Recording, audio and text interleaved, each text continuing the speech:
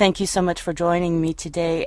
First, you have a very remarkable story regarding Mark Stroman, who's about to be executed by the state of Texas. Could you tell your story to our listeners? Sure. Well, my name is Rais Bhuiyan, and I was born in Bangladesh, and I'm a naturalized U.S. citizen. I came to the United States to fulfill my lifelong dream to pursue higher education and to experience the American dream. But within a short time, my life was completely changed because of one single incident. The World Trade Center tragedy on September 11, 2001. I was working in a gas station during that time, and it was September 21st, 2001. A gunman entered the station where I was working, wearing bandana, sunglasses, baseball cap, and pointing a gun directly towards my face. So from my previous robbery experience, I thought that would be another robbery. So I offered him the cash, and I requested him not to shoot me. But in response, he asked me, "Where are you from?" And that question seems strange to ask during a robbery. So I replied, "Excuse me." And as soon as I spoke, I felt the sensation of a million bees stinging my face, and then heard an explosion. Images of my mother, my father, other siblings, and my fiancé appeared before my eyes, and then a graveyard. I wasn't sure if I was still alive. I looked down, and I saw blood was pouring like an open faucet from the right side of my head.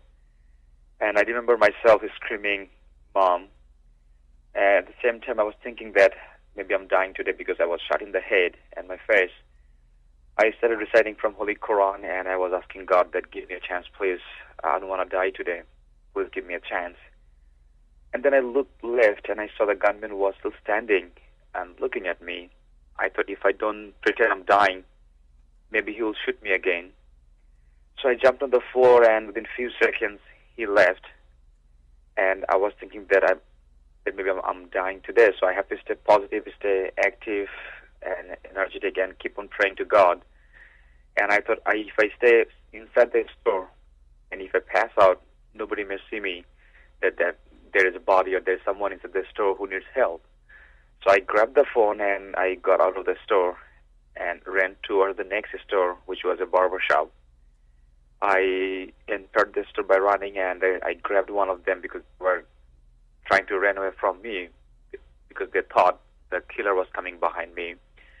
So I grabbed one of them, and I requested, "Please call 911. I don't want to die today." And that is the first time I saw my face on their mirror full of blood, and my body was full of blood as well. And they called 911, ambulance came, and I ran towards the ambulance. Can you tell us, what did you see in your attacker's face?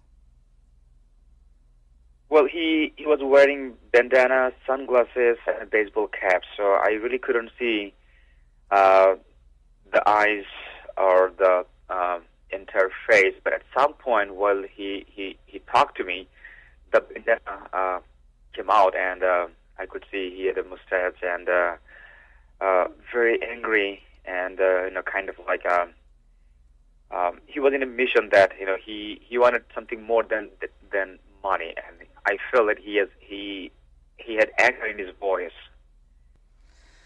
And can you tell us, how long did it take you to recover? I mean, I know you probably will never recover emotionally, but how long did it take you physically to recover? Well, I was shot from 4 to 5 feet away by the way of a shotgun, and I received medical treatment for several years, and finally the doctor could save my eye, but the vision is gone from the right eye, and I'm still carrying more than 35 pellets on the right side of my face and my head. And but now I'm okay. I mean, mentally, psychologically, emotionally, I have overcome. I have went through a healing process. I'm much better right now. And of course, that is the most amazing part of this story, is that someone who has already been condemned to die by the state of Texas, who has been convicted by trial and jury, you are saying, do not kill this man. How did you come to that emotional and really healing kind of decision? Well, my upbringing and my Islamic faith taught me that forgiveness is the best policy. And also in Islam, it says, if saving a human life is like saving the entire mankind. I forgave Mark Stroman many years ago. I never hated him. But once I went through the healing process, I grew mentally and spiritually, and I was thinking that by executing him, what we will achieve. Mm-hmm. What he did, that was a hate crime, and hate comes from ignorance. And Mark Stroman was ignorant because he did not realize that killing somebody in Dallas, Texas would be the right thing to do. What happened in return, what happened in New York City on September 2001. So I was thinking that what he did, that was hate crime, and we see hate crime all over the world based on color, faith, and religion. So his execution will not eradicate hate crimes from the world, but we will simply lose a human life. But what we can achieve, if we save his life, since he also went through a healing process and learned from his mistake, and he had a chance to change his heart. So if we give him a chance, maybe one day he'll become a spokesperson against hate crimes and will be able to educate many other people, those who are as ignorant as him. So saving his life, we will get something, but if he's gone, if he's executed, then we are not getting anything out of this. We suffered, me and the other victims. We suffered, we lost a lot of things. We'll not get those back. But if we can save him, we'll be able to at least educate people. And if Mark Stroman touched one life, if he can educate one person, that is an achievement. But if he's gone, it's not only a life is gone, also a hope, a chance of change. Those things will also gone at the same time. So those things encourage me that hate is not the solution, killing is not the solution. We all like to live in a better world, in a peaceful world, and if this guy can contribute towards that, so why shouldn't we take a chance and also give him a chance to help others? You are at the moment, of course, involved in a lawsuit against Governor Rick Perry to save the life of Mark Stroman. Let's listen to your spokesperson introducing you and the suit that you had filed last week at a press conference. Attorney Khurram Wahid has filed a lawsuit on behalf of Rais Bhuiyan seeking to vindicate his rights under the Texas Victims' Rights Act and the Texas and U.S. constitutions. And this lawsuit seeks an injunction of the execution of Mark Stroman so that Mr. Bhuiyan can pursue his right to victim offender mediation and to meet with Mr. Stroman and to vindicate his rights under the Texas Victims' Rights Act that had been previously denied to him. Can you tell us a little bit about that? I have requested Board of Partisan Parole to give me a chance to meet with them, and also Texas Department of Criminal Justice to allow me meet with Mark so that I could go through a mediation process as a victim and offender. But I haven't heard anything from either of these boards. And at the same time, I'd like to also mention this quote from Governor Perry's decree that April 10 to 16, 2011 would be the Victims' Rights Week. And he said, I encourage all Texans to join in this effort by learning more about victims' rights and supporting victims of crimes whenever possible. We can help our fellow Texans on the road to recovery with compassion and respect. So that is Governor Rick Perry's voice. That is his message. And yet you don't, he certainly isn't giving you that particular option, is that right? Right. So in this particular case, as a victim, I mean, I'm not exercising my rights. My rights are violated because he's going to put to death. And as a victim, my request is not heard. So that's why I thought that I need to take it to the legal system and request Governor Perry and the justice system to allow me to go through a mediation process with my offender. Have you actually met face-to-face with Mark Stroman since that day? I never met him face-to-face except the courtroom, but that's what I requested for, to allow me to see him in person so that we can go through this mediation process. And the mediation process itself, what do you expect to get from that? Well, I would like to understand his side, his thought that, why he did, how he did, and also I'd like to hear from his side that what what things motivate him and how he has changed, and also, how it also helped me to go through a healing process and also to understand from his side and how he has changed, and that will help me to move on. Are you finding support from the anti-death penalty groups around Texas? Well, it's not only anti-death penalty group. I should say that all human beings are supporting me. Nevertheless, despite of their color, their religion, their beliefs, people from Dallas, Texas, all over the USA, all over the world, starting from Brazil to Sydney, to Norway, to Bangladesh, my home country, where people are finding this story, they're coming online, they're signing this online petition, and also joining the Facebook group and telling me, go for it. This is something new. We like to see something like this for a better world, peaceful world. So I have their support, tremendous amount of support to stop this execution and to take a new narrative of passion, forgiveness, and healing. While we have a moment, why don't you go ahead and tell us what that Facebook group is and the URL for the online petition if you happen to know it. From the beginning of this campaign, I built a website. It's called worldwithouthate.org. I'm running this website and also created a Facebook group called World Without Hate group. So people are going to that website and signing online petition, which I have uploaded in that website.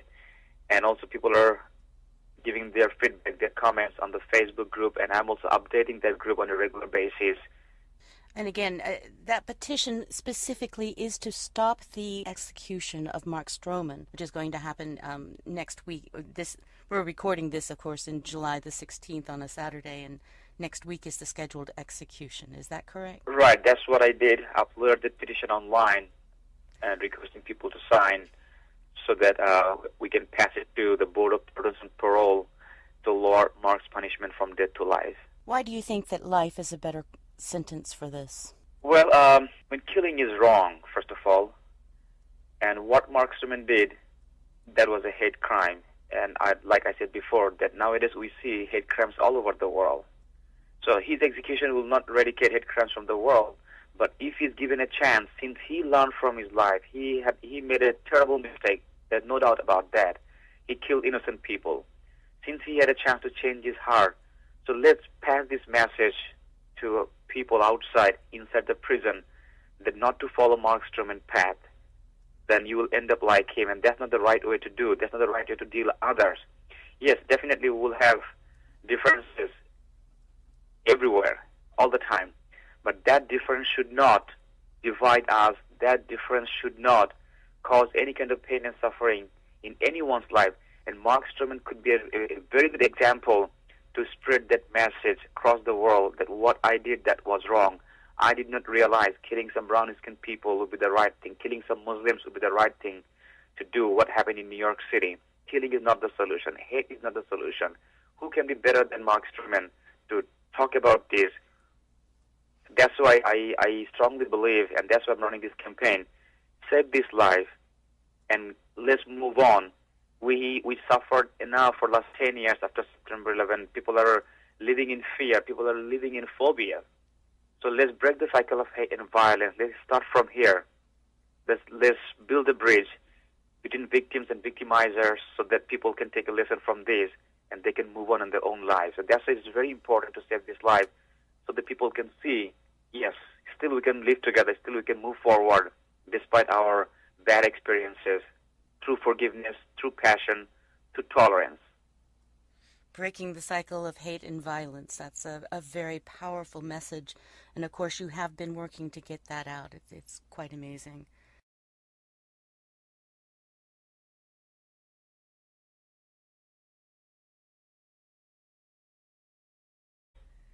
And I remember myself screaming, "Mom." And at the same time, I was thinking that maybe I'm dying today because I was shot in the head and my face. I started reciting from Holy Quran, and I was asking God that give me a chance, please. I don't want to die today. Please give me a chance. And then I looked left, and I saw the gunman was still standing and looking at me. I thought if I don't pretend I'm dying, maybe he will shoot me again. So I jumped on the floor, and within a few seconds, he left. And I was thinking... Thank you so much for joining me today. First, you have a very remarkable story regarding Mark Stroman, who's about to be executed by the state of Texas. Could you tell your story to our listeners? Sure. Well, my name is Rais Bhuiyan, and I was born in Bangladesh, and I'm a naturalized U.S. citizen. I came to the United States to fulfill my lifelong dream to pursue higher education and to experience the American dream. But within a short time, my life was completely changed. That maybe I'm dying today, so I have to stay positive, stay active and energetic, and keep on praying to God. And I thought, if I stay inside the store, and if I pass out, nobody may see me, that there is a body or there's someone inside the store who needs help. So I grabbed the phone and I got out of the store and ran toward the next store, which was a barber shop. I entered the store by running, and I grabbed one of them because they were trying to run away from me. Change because of one single incident. The World Trade Center tragedy on September 11, 2001. I was working in a gas station during that time, and it was September 21st, 2001.